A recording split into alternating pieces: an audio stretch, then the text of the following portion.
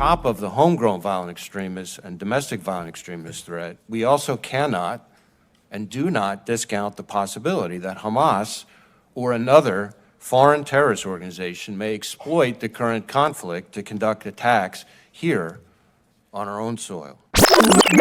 On top of the homegrown violent extremist and domestic violent extremist threat, on top of the homegrown violent extremist and domestic violent extremist threat. Very revealing little bit of testimony, wasn't it? That's why we talked about it so much at the time. Directed, the FBI is asked specifically about Hamas, jihadi terror, the border, what are the threats, and immediately, he combines domestic terrorism. But who are these domestic terrorists? You remember the display that got leaked out there? People flying that dangerous Gadsden flag, come and take it flags, little things like that. Joining me now, in my opinion, one of the heroes of this country, even though he'd never call himself that, FBI whistleblower, former FBI special agent, my friend Stephen Friend joins us. Okay, Steve, who exactly are these domestic violent extremists the FBI is looking for, and what are they doing when they say they're looking for them? Well, thanks for having me, Jesse. Here's the thing that the FBI loves to do. They love to issue the caveat that the FBI does not investigate First Amendment protected activity. That is utter, complete hogwash.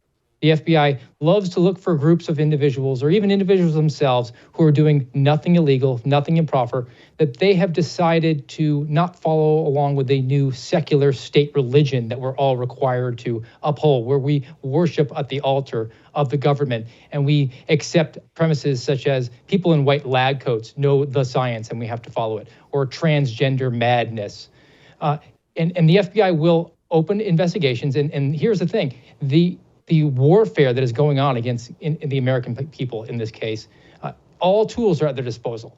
They will go after them, they will reinterpret laws and charge them with crimes, or they will label them. Take somebody like a Mike Glover, an American contingency, who's encouraging people to be self-reliant, obviously departing from the idea that you have to worship at the altar of the government. And the FBI likes to label that individual a militia violent extremist with a low probability of violence, 0 being the lowest possible number, but it's still low. And now the FBI has an open investigation, an open intelligence investigation, where they can continue to gain information. They have now found the man, and they're going to look for the crime.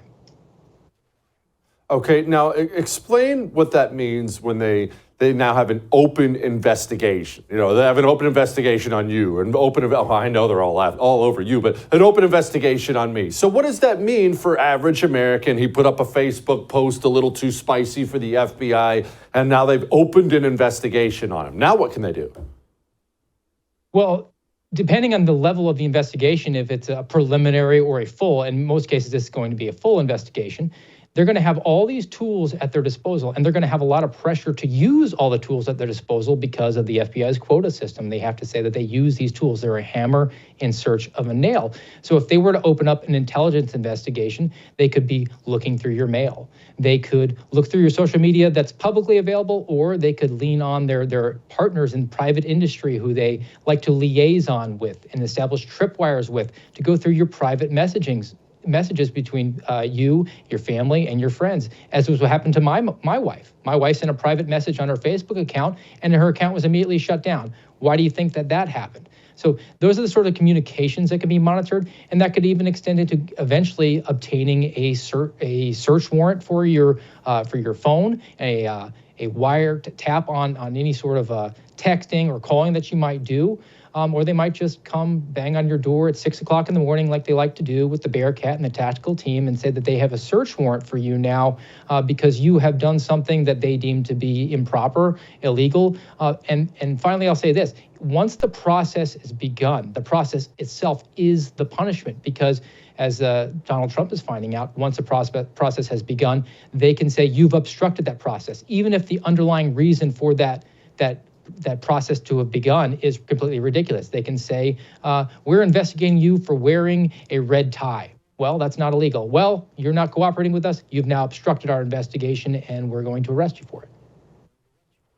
Good grief.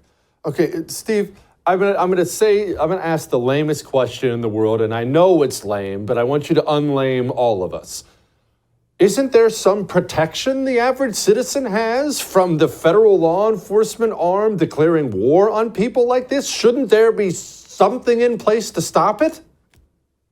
There should, under ideal circumstances. You have supposed to have co-equal branches of government. So you have hopefully a House of Representatives that could stand in the gap and use the power of the purse strings to defund the woke and weaponized FBI and the DOJ. But they've proven unwilling to do that thus far. They're not willing to use the Holman rule, where in effect they could zero out salaries or entire programs. They've just gone along with it and said that, well, I guess America is going to have to vote next year and give us more power and authority, but they're not willing to use the power that they've already been given. I think, though, that we're looking, and myself included, I'm going to hold myself accountable. You can't look to Washington to solve this problem. You have to look to your local authorities. So I had the privilege to be involved with an effort in South Florida, down in Naples, where that county established itself as a sanctuary county for the Bill of Rights.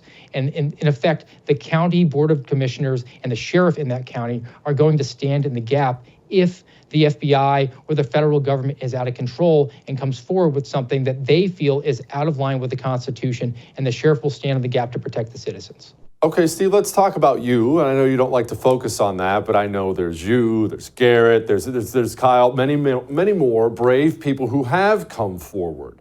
How is the FBI handling these cases? How are they handling you? Well, they're mishandling it, I think, for all of the FBI whistleblowers. And like you said, I don't like to focus on myself, but I'll talk about somebody else. There is currently a whistleblower who came forward to the Judiciary Committee, and their information was handed over to the Inspector General's office, which should, in effect, be doing oversight of the FBI. The Inspector General's office then, in turn, turned that information back over to the FBI. So now that person who was hoping to remain secret and anonymous, their identity is known to the FBI, and the FBI has now opened up a domestic terrorist investigation of this individual for their participation at President Trump's speech on January 6th. They attended the speech and left, did not go over to the Capitol, but the FBI deemed that to be questionable and wound up suspending the individual security clearance, as is what happened with all of the whistleblowers.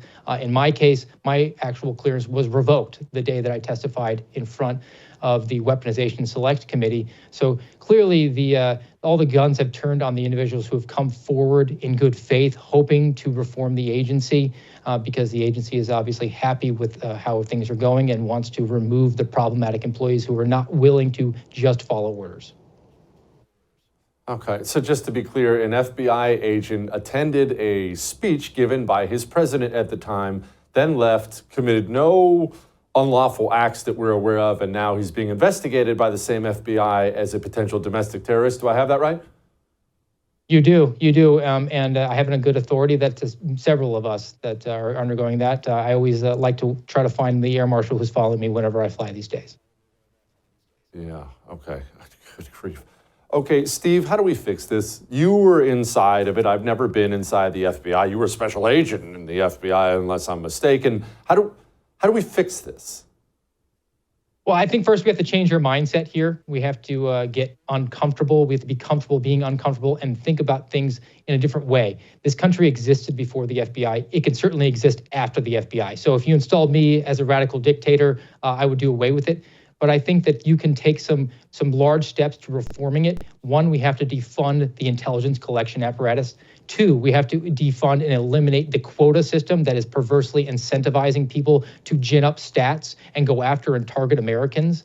And lastly, we really need to think about disarming the FBI entirely, making it an unarmed investigative agency that can assist the local sheriff's offices and police departments, because those are the guys who know the usual suspects. They know the problems that are in their communities. The FBI's prime directive should be to assist them. So let's think of it as empowering local law enforcement instead of defunding the police, as it will be labeled undoubtedly by the communist left in this country.